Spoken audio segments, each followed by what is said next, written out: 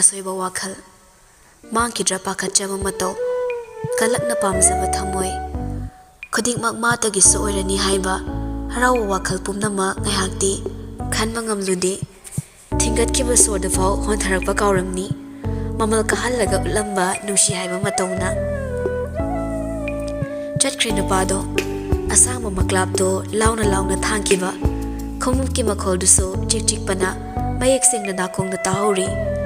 somdona su thambiramle pubikre thawaiso hakchang sidi thawaiduna chatkhiba maikairomda yingzahori laina sungawhanduna thanamle ya hada mibunga hon bahiba nupasina moli srot hovi ki amukta natta tapna ngasai makai mai mutlubani sat laungna mai thalak paduda joina thaduna thamlamba stand fan duna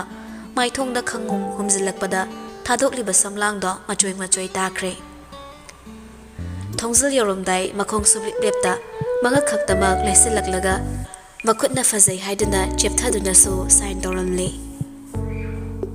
nokmi nupi siso yamni kain lehori makutna manna mamai khumlaga mamai kharasu nontharanga yaton uhanduna noklami chakhumdagi tilona thorakpada tamnana nahan khai iman manada noklaga lerambadada masa nokpado yauraklami manaktadi changsiludi nungairibu mutto mana changsilurabadi kaikiba tare khanna tumin chakhumda amu hanjillaga changkhre mayum yoraklaga ka manungda kapami josna soidana mabu uraga hanagun musiba poglakani magi damak lepkani khallubani adubu matam khrasida mana utkiba matausinara yamna hongduna leiramle suksaw sawgandaba suksai seirakidaba mahaktuna tathi khonjal kaya kandana chairakpana thamoida khangpan supanki machanupina sakpam hongna changkibaduda mamaso machagi manak changakle machana kapambaduda manakta fingnaso phamjilaktuna hange kedore bema ichabu kedoragi kanana kari hairage banangbo mamada warobugum wasu makha tarudi hanagi phibam duidagiso hongda adum kaptuna leiri kappagi higik chingkhalakpaduso helakle machana asumna tarakpado mamadudi mina keke phattaba tawbiraklabra khanami paise masamduda nan thabiraga hanglaklami si kaidoragi ichabo imada hayo imada mapiduso makut anina taithoklaga hairi ngasidi aibu mana sunung shiramtre ima aingonda tathi chire rikina kai hairi ino dariki iwanate da George ki wani mana aibu nung shiramtre noina pamdaba nupadudi aigi awaba khuding su khangbi adubu darikidi ma khagidama khalle madi masa khak nungsi noina matamduda Dajos pu pamte haibiramdradi ngasi su ai mabu nungsiramgani aigi isagi nungsiba thizabada noina khuthingjinbiri kaigino ai hojikte yam changbe mana ibu loina bibaga dariki na ibu loina bibaga yam khenai ima premisu surugi wakhaldo angangi wakhalni haiduna chairakli asuk phabari kidubu kaigi pamdrino kese na banupado kyam pamgina ahalai khoine silibase nangi ai fanabani karamba mama mapana masaba awabe imungda thajaninga doribano noina nungai bado aikhoigi su nungai bani Ricky do hongna lonsat na marolama phariba masagi company ama sulai zaraba sidagi henba aphaba nupadi nang phangaroi bema sel paiba khakni ima nungai banati ai awat palai taba pame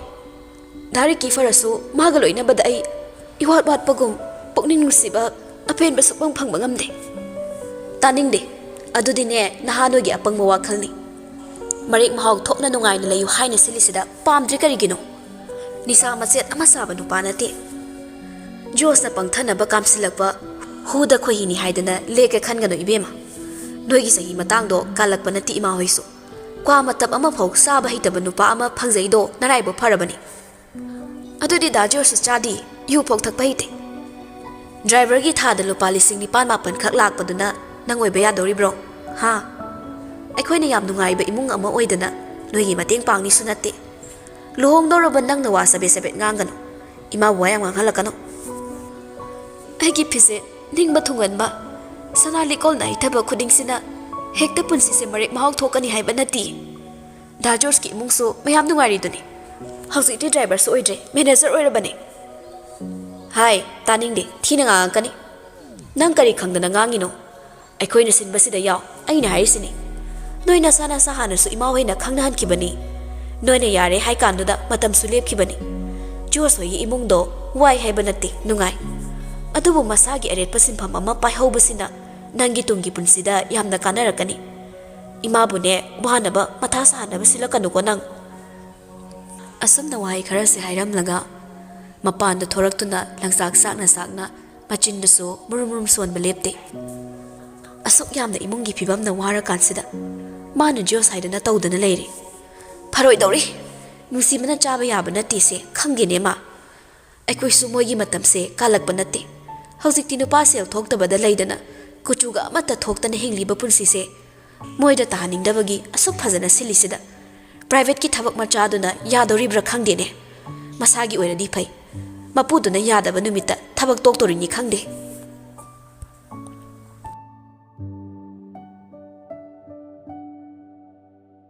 Numinini gi matungni makhoi gi gari gi company gi ngasi function ama leibana ayuk nganda hotel mafamduda chatluraga awat apado ingsilli phajana fitta thanamlaga mayum dalakle amo irumai thaja thokle chakti sadre function mafamda chagadabana ayukso khara waruri haiduna ngayak hiptuna potharami pothabaga sangbanate staff na call tori waga wabaga khardi sounding bani adubu mathawni na tawda yadabana paikhali. Hello, kay lerage. Company gi guest yanaba lengyan fido kun manga sin bani. Kun mari khakto iri. Moina fazana tahodra male. Adu ama khakpu chapmanaba ama angangam tharaga laholuro. Outside tay chain basunate. Adusu ayamu tanaraga leredi kamai tawduiba. Leidrusu laktri puraktri. Delivery tawgani hairaga pungni thengzile sir.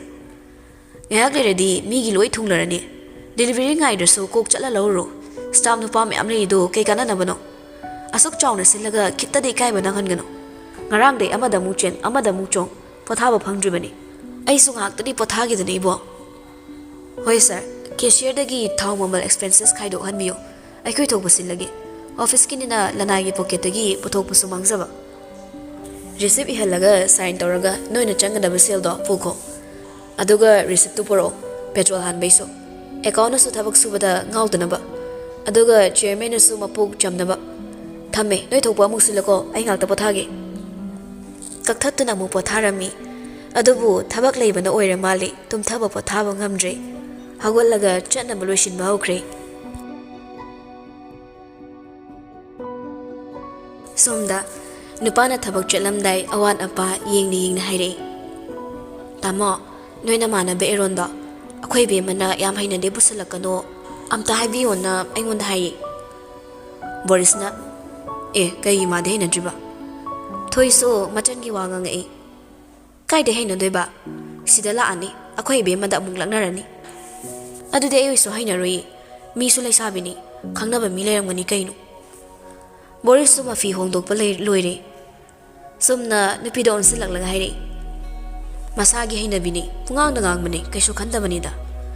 aikhoina faru ba nupi do adubudi mana yam sisaba aduna magi wakhal kaunaba sum pungang na ngang li bai duni akhoi be masa complaint yam pamani hoi ung haraga adum ta thoko hoi aina mudi fagi oiramni haidan haiba adongai khone kenom tahangiba akhoi chi ama babana thabak torambugi machana pido khangidana noina mana be George ka khangnabra khangnara mohe akhoi da khangnai haidana kem tairakte adumudi loina bani khara naknabadi manba amadusu surudu nushibanina atopa changamaida thamai amada lupchabani o pabung zoin hangakpa tamoga tinabanina tamo khangamni hangona haireni khangnara di ekhoi su khangni George ka khangnara di am fai kaino eron dongna mathong khara sadrasu yam lembani manung dabudi khara khatpa karan khara taba khangni yam china fabani da koina drasu namdana faw khrai ko is mai watase akhoi lekai gi suruga khangna bakanda phai haidana mi myam haini lekai minabudi Surudo pangmali asuk faba nupasibu mana thadomi mangonda yen manupadi supang phangaroingo ahal lamani insin bakhara lawba aduga angang go iba arang rak ta khara thakat pa duini hojik se mana mu George ka hanjaninga mali hojik tu pai leite aina fawba hanjano non insin duini ho mi aseng manushi ba oiram nadi fatti adudi ibema oza sabi thabak thenge salukige oza yam sadori nanga masu makhut anina thoigi khasaida sik poinanwei amu hairi fajaleramu ai halak pangairamu ai office tani pung ahum daba wana ngairodoiba as yare chalo kige ibe maga waya khum tong naramno hairam laga Boris to chatkre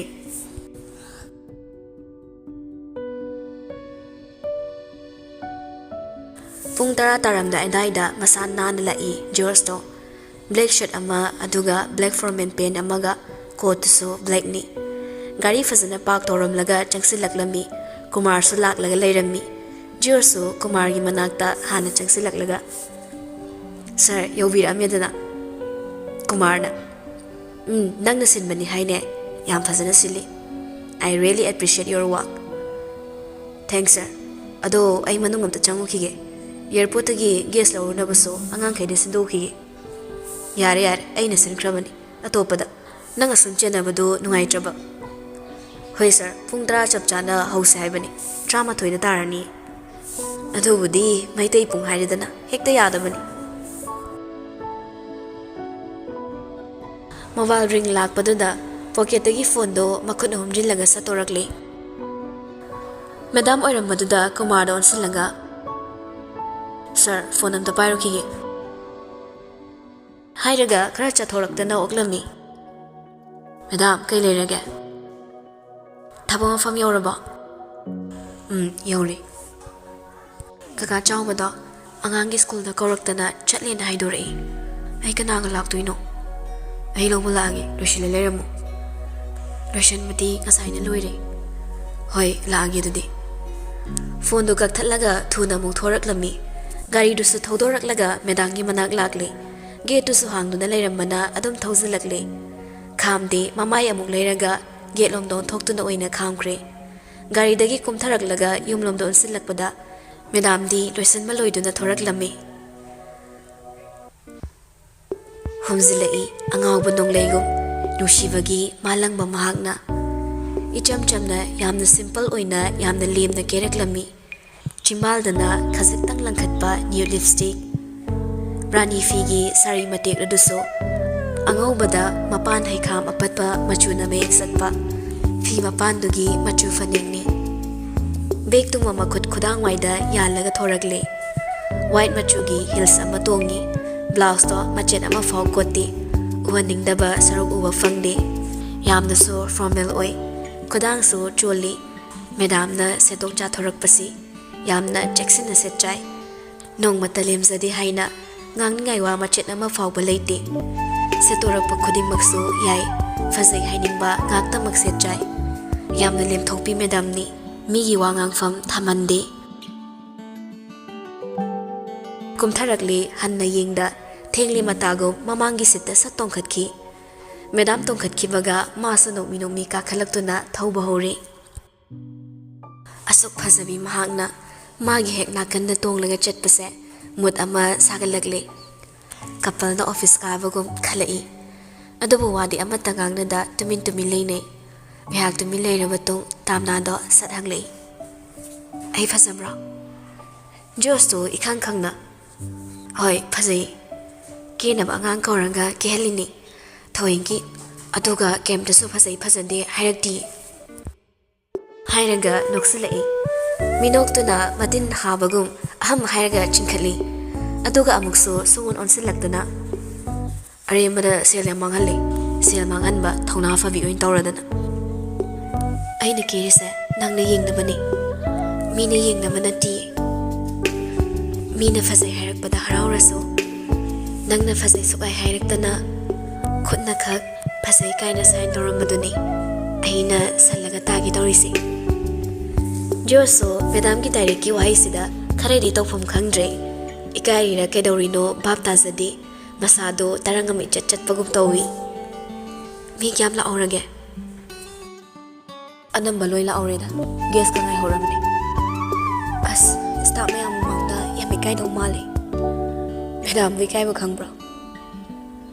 tamna sarap yenglaga kai wa tan odade sum aina mayam kiraga lakpasida madam se handakti maong ama tawri kaina khan khidau male aduini ikai heba Yursu matang chana lakna rei aseng bai to bani na ikai ri oramni tumina thoro nasak to engon uhalakano kege nangi irang meeting kai hobana tawda aidi sungau gi tawbani sida bai kai ba khangbro hangradi kanada hangudoino ba khitang ikai bagum makha tara khidre tumina amuk su famki mafam yorakle gari do khambaga madam hana kumthakre adagi masu kumtharaklaga madam gi matung inarakpani tunglomda makhada chinglaga puriba madam gi Phiji do mot patare khanna thuna tanaraga paikhalaklammi tungda mina fiyalakpagum masada phaurakpaduda satlai thorai Phiji se singye makhada phajana semo madam molani hairaga Phiji do sinaraklammi kitang su ikai bagum laibak na chekwaida makut khudomina khotpoina hanbai doraga manung lomda mana mang tharaga hana changkhre madam sunok mi matung inaki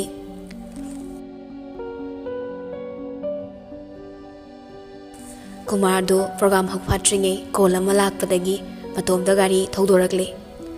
adug hotel amada mirak narak yenglaga tumina changlai room amada changakpada Denmark na mabu ngai duna leiramle Denmark ki manakta famtharaklaga haire ivo matangi sade nang nei ko reisi ai hozi am thina tension ama de hingli bani sida matang sade chai na amu hanu banang ni ngai toradana kumar do kaksilai ivo case pangkhatana na leiri do narai baktu sabra ingre nang ni cha chen manumita ai gi sada kari pau tamba kari wa haiba ai khangamoi haina khanbro nangi na buktu chumde aduna laina warakpa lan thum yana si haidana sillaga nangna nangi khak oining magina kokto ai khangamoi khanbro oi hongnarisi ko ai khak mi mangna fambadi khalurano nangna ai hek kalaktraba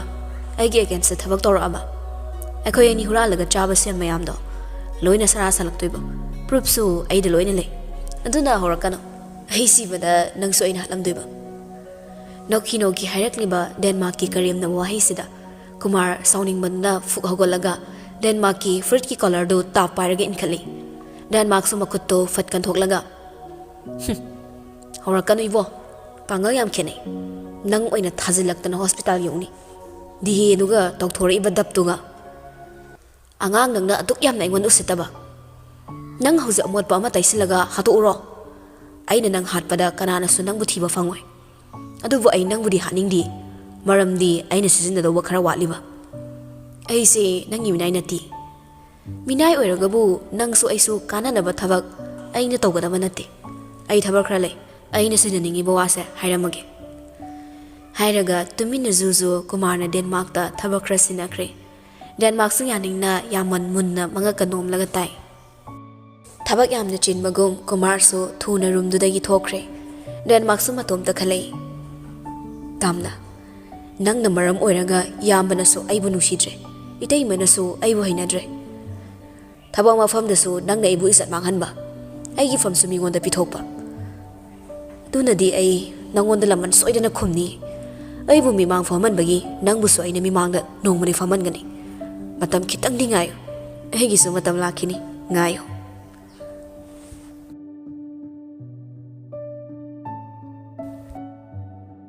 program loibada pung manga tagadori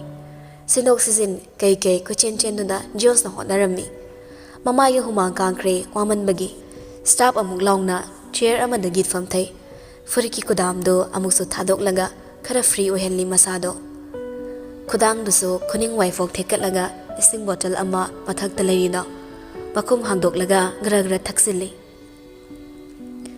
waru bagi sor hondok luraga non khalakpada Madam na mamangda lepsilai wa sukai haida lepsilakpaduda mathau ama kawbugum phu hagolaklaga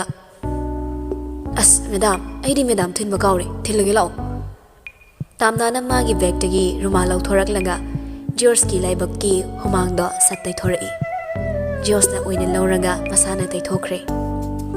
Tamnana ngakfam khigero thengasu kaisu kaidena thabak na yadaba ba George mala ura wabra yarida famdraso madam su waramani ai thinbirage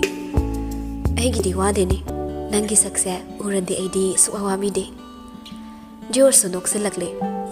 yare haujikan sina nang noina sum naikhalai ngasai deli nei maitan manman paduna nanakta sru neiraga nakongmya da chirol toramido kari hairamido meda photo kapsena kapa George to bisum sukre nang su yarimine yadradi kainu atai di kai harakpa kai so haraktena oh ahidi kenom khaluraba